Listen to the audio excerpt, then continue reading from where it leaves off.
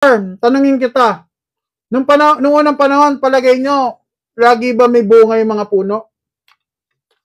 Sige, Sir Patrick Star. Para lang may educational lang naman tayo. Ano kayang kinakain ng mga tao nun? Tama si Sir, kumakain ng prutas. Kulang yan. Kumakain din po sila ng root crops. Yung mga binubungkal-bungkal na ugat-ugat, mga parang mga baging-baging kamote, kinakain nila yon. Ano pa kinakain? Leaves, yeah? Pwede. Ano pa kinakain, guys? Tulungan niyo ako.